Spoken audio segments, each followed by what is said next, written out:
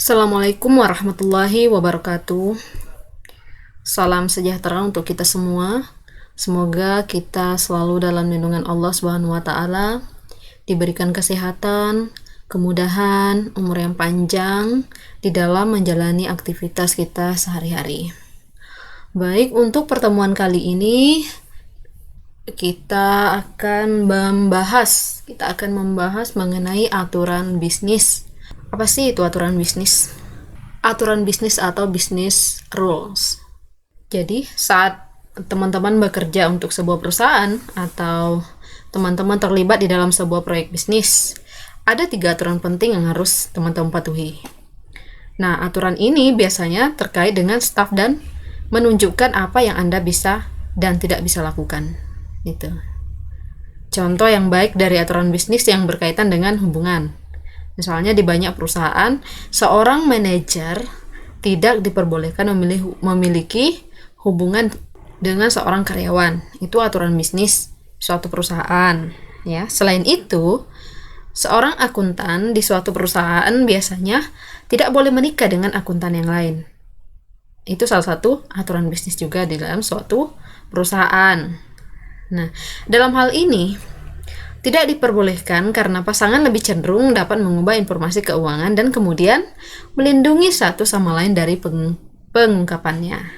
Ada alasan daripada ditetapkannya aturan bisnis di suatu perusahaan. Nah, aturan-aturan tersebut dimaksudkan untuk mencegah terjadinya gangguan pada suatu perusahaan. Gitu. Menurut Business Rules Group, ya, pada tahun 1993, aturan bisnis di sini adalah pernyataan yang mendefinisikan atau membatasi beberapa aspek bisnis. Seperti yang sudah saya katakan tadi, ada yang membatasi antara pimpinan dan karyawan. Ya. Tidak diperbolehkan untuk terlalu akrab. Kenapa? Pasti ada alasannya. Nanti ya. Adanya aturan-aturan bisnis ini dimaksudkan untuk menegaskan struktur bisnis atau untuk mengendalikan atau mempengaruhi perilaku bisnis. Salah satunya yang mempengaruhi perilaku bisnis tadi adalah adanya larangan untuk menikah sesama akuntan, misalnya dalam satu perusahaan, karena nanti akan mempengaruhi perilaku bisnis.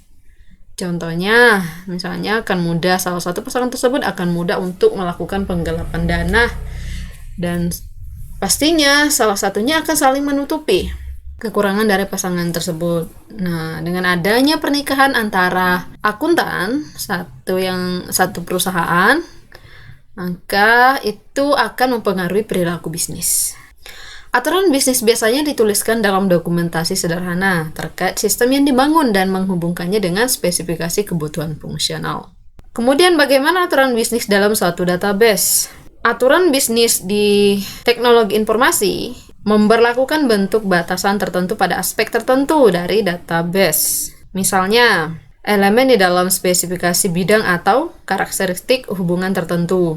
Aturan bisnis ini menentukan entitas, atribut, hubungan, dan batasan. Biasanya menggunakan dalam situasi di mana kita menyimpan atau menggunakan data. Nah, data ini hanya penting jika aturan bisnis juga telah ditetapkan. Kalau tidak, mereka hanya akan menjadi catatan. Saat membuat suatu aturan bisnis dalam suatu database, ada beberapa prinsip-prinsip yang harus dipatuhi. Di antaranya adalah sebagai berikut. Jadi, yang pertama, mereka harus sederhana dan mudah dimengerti. Jadi, aturan bisnis tersebut harus sederhana dan mudah dimengerti oleh banyak orang. Kemudian, menjaga selebar mungkin sehingga semua orang memiliki interpretasi yang sama. Kemudian, aturan bisnis tersebut juga harus dipelihara secara tertulis. Artinya, tidak hanya serta-merta sebagai identitas yang harus dipatuhi, tetapi harus ada yang namanya pemeliharaan. Karena di setiap apa yang kita buat akan menjadi suatu pertanggungjawaban. Itu ya.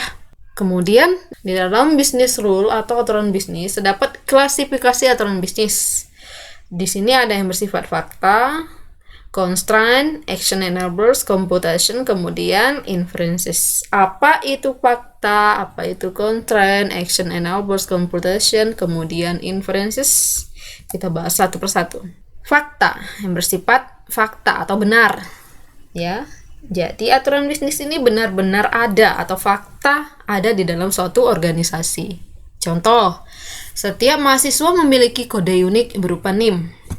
Pastinya ya, mahasiswa mana yang tidak memiliki kode unik?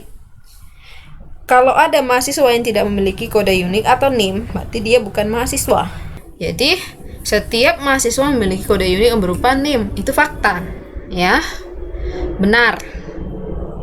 Kemudian, setiap pesanan makanan dikenakan pajak.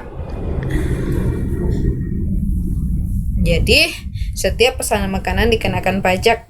Apabila teman-teman berkunjung ke tempat atau restoran yang mahal, restoran yang menengah ke atas, itu sudah dikenakan pajak. Setiap makanan kita pesan itu ada pajaknya. Benar ya? Benar seperti itu. Kecuali kalau di makanan yang di pinggir jajan-jajanan yang sederhana yang di pinggir jalan, itu belum ada pajaknya. Itu. Mungkin suatu saat nanti akan dikenakan pajak juga. Itu ya.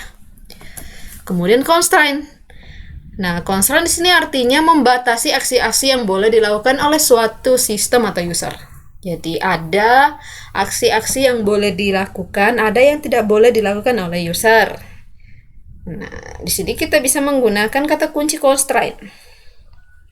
Kata kunci constraint ini biasanya dibuat dalam bentuk ada kata harus berarti wajib, kemudian harus tidak, ya, berarti tidak boleh sama sekali. Kemudian tidak boleh dan hanya. Misalnya dalam suatu sistem ini ya, suatu sistem katakanlah aturan bisnis untuk peminjaman buku. Untuk melakukan peminjaman harus mahasiswa yang terdapat di dalam suatu universitas tersebut, yang terdaftar di dalam suatu universitas tersebut, ya. Jadi mahasiswa yang tidak terdaftar itu tidak boleh meminjam, tidak boleh, ya. Nanti ada kata tidak boleh. Yang boleh atau yang hanya bisa meminjam hanya adalah mahasiswa yang terdaftar itu. Kemudian mahasiswa yang meminjam buku dalam waktu atau dalam tenggang waktu yang diberikan, melebihi tenggang waktu yang diberikan, itu harus membayar denda. Jadi harus, berarti ada kata wajib. Nah, itu yang namanya kata-kata constraint. Kata-kata yang membatasi aksi-aksi yang harus dilakukan dan tidak boleh dilakukan oleh suatu user. Itu. Kemudian, nah ini ada contohnya. Bisa teman-teman baca sendiri. Pertama, itu hanya user yang sudah terdaftar saja yang bisa memesan paket wisata. Nanti kalau selain user yang terdaftar tidak boleh memesan. Nanti ada kata hanya user, hanya. Nanti kata-kata constraint-nya di sini hanya user. Itu aturan bisnis dari suatu pemesanan paket wisata. Kemudian ada action enablers. Action enablers adalah aturan yang memicu terjadinya beberapa aktivitas di bawah kondisi khusus atau tertentu. Pernyataan action enabler ini biasanya dituliskan dengan situasi jika benar, ya, jika kondisi benar atau kejadian tertentu terjadi, maka sesuatu akan terjadi. Contoh, jika stok barang kurang dari 5, maka diberi arsir warna merah. Itu action enablers. Jadi jika ada kata jika, berarti ada kata maka. Aturan bisnis, jika password yang dimasukkan kurang dari 8 karakter, maka keluar pesan password Anda kurang dari 8 karakter. Silakan coba lagi. Itu. Jadi ada suatu kata yang menekankan bahwa aturan bisnis ini suatu peringatan, ya. Jika password yang Anda masukkan itu kurang dari 5 huruf, maka akan keluar peringatan bahwa password Anda salah. Atau silakan ulang kembali, atau silakan coba lagi dengan perpaduan huruf yang lain. Itu. Kalau contohnya dalam suatu sistem pernah teman-teman masuk ke dalam atau login ke dalam suatu sistem yang mengharuskan teman-teman menginput password dengan penggabungan kata dengan angka. Nah, biasanya itu harus penggabungan. Misalnya nih, passwordnya harus penggabungan angka dan kata. Tapi teman-teman masukkan itu kata semua. Pasti akan keluar password yang Anda inputkan harus ada ya, harus ada penggabungan kata dan string gitu. Silakan coba lagi. Kemudian jika file attachment lebih dari 5 MB, maka keluar pesan bahwa ukuran attachment melebihi batas yang diizinkan. Pernah melakukan upload data atau upload file di dalam suatu sistem, itu biasanya ada peringatan tuh, ada keterangan. Jika file yang Anda masukkan itu melebihi batas daripada file yang ditentukan, misalnya 5 MB atau 10 MB, maka keluar pesan bahwa ukuran attachment atau file yang Anda upload itu melebihi batas yang diizinkan. Silakan dikurangi ukuran filenya atau silakan dikompres ukuran filenya. Seperti itu biasanya ya. Kemudian kita masuk ke inference. Sebenarnya ini mirip dengan action enablers, yaitu harus terpenuhi suatu kondisi tertentu. Hanya saja perbedaannya, jika kondisi benar atau terpenuhi, maka tidak menyebabkan sesuatu akan terjadi, melainkan menciptakan satu fakta atau kenyataan baru atau sepotong informasi baru. Contohnya, misalnya, jika dalam 30 hari pesanan tidak dibayar, maka pesanan hangus. Itu, apa bedanya? Apa bedanya dengan action enablers? Nah, di sini ada kata perbedaannya adalah kalau di inference di sini tidak menyebabkan sesuatu terjadi, artinya tidak ada kegagalan, hanya saja menyebabkan pemesan Anda itu hangus. Jika dalam 30 hari, dalam waktu 30 hari pemesanan Anda tidak dibayar, maka pesanan yang Anda pesan itu hangus. Itu tidak ada mendapatkan dampak apapun yang terjadi pada kita. Lain hal yang terjadi pada enablers tadi.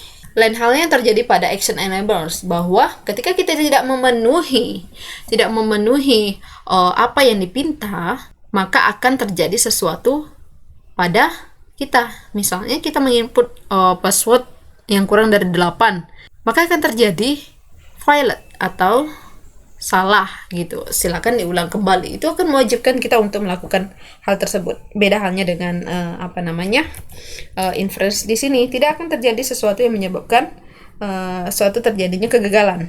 Kemudian langsung ke computation.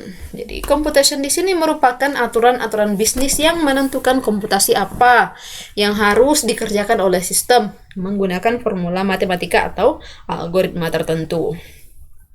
Jadi merupakan aturan bisnis yang menentukan komputasi apa yang kiranya yang harus dikerjakan oleh sebuah sistem, di mana sistem tersebut dapat menggunakan formula-formula yang mengandung unsur matematika atau algoritma tertentu. Nah, di sini ada beberapa contoh aturan bisnis.